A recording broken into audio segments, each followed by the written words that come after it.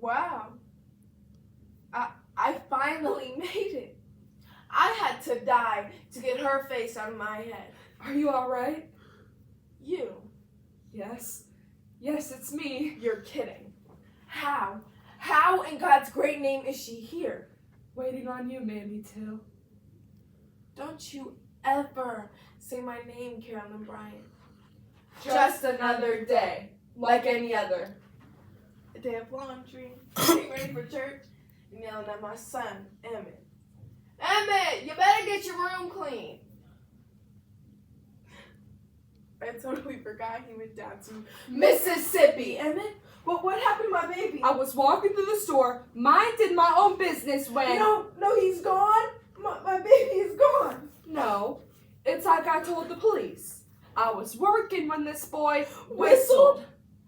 She said he whistled at her. Yes, that's right. Little black boy whistled at me. I can't believe it.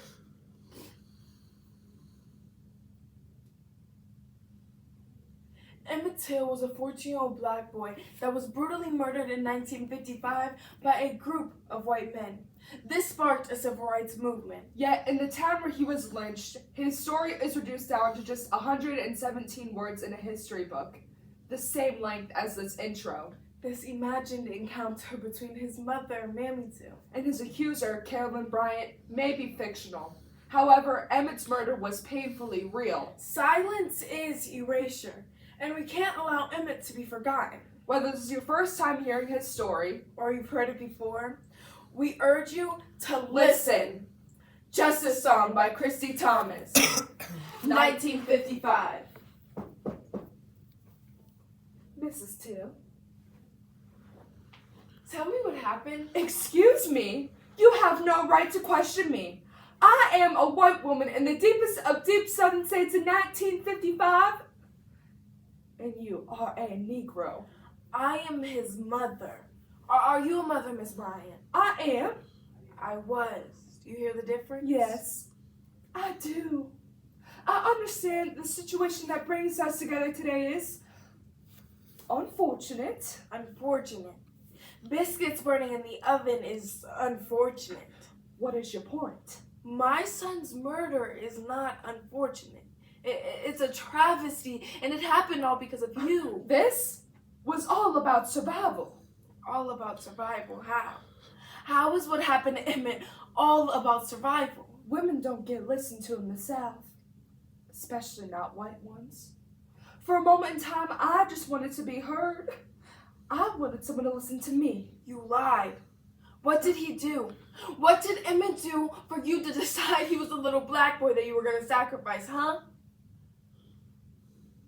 Because you wanted to feel like someone was listening to you. It's not that simple. You make it seem so simple. Well, it wasn't. The story wasn't simple. The law wasn't simple, and I didn't think of it as choosing your son. I just turned around and I saw him. Emmett. Him and his little friend. Cousin. Sure. Two black boys walking into my corner store. I know I'm about to be robbed blind. Why? Because they're black? Well, yes, of course. The courts don't have any money. I'll pay for it.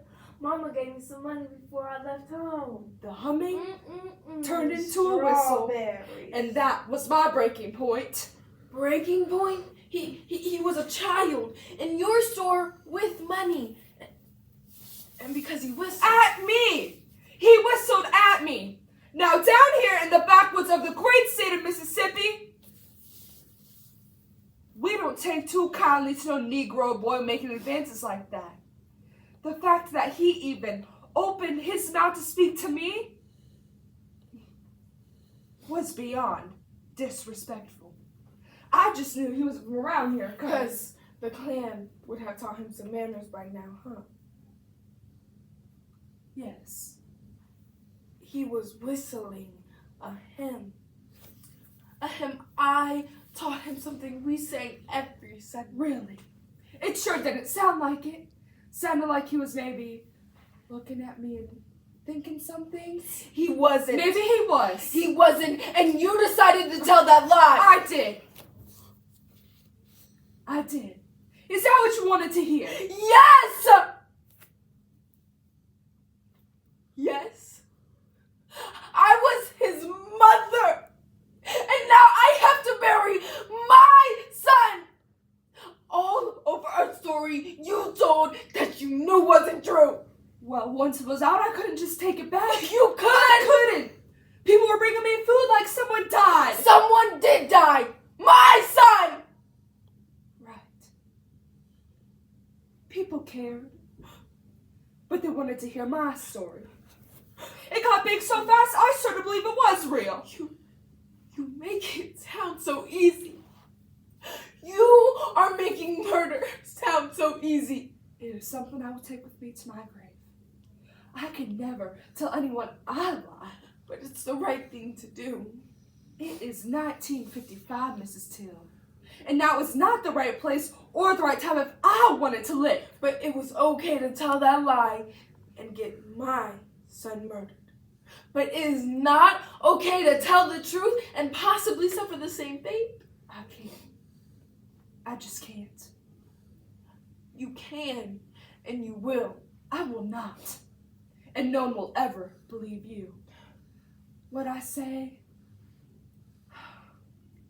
is gospel, if you will. I know you understand that. I am white, and you are not. I don't know if there will ever be a day where someone believes a black person over a white person. It just don't even sound right. Good day, Mrs. Till.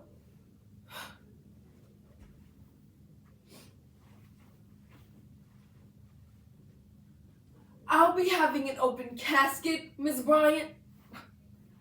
I want everyone to see what you did to my baby.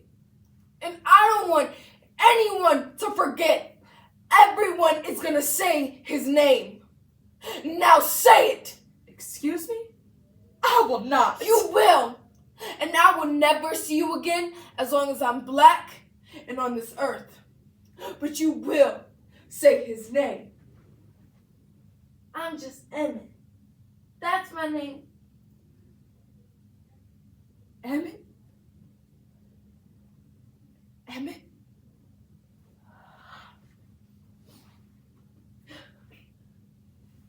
Wow. Really nice. What are you doing here? I'm trying to get into heaven.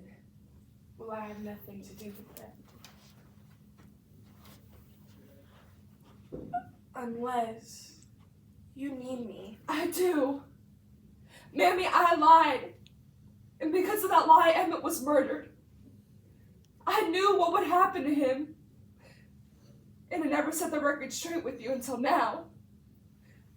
And I never said I was sorry. I'm sorry, Mammy, to the pain I caused you and your family. And I'm sorry that Emmett died because of it. I let everyone in the world know about that night. About the whistling, the lying, everything. They won't let me in without your forgiveness. But I'm here now. You can decide my fate. How you decided my son's. Yes. That's how forgiveness works. All those years of my life, I never stopped saying his name. I forgave you a long time ago. You can't harbor hate in heaven.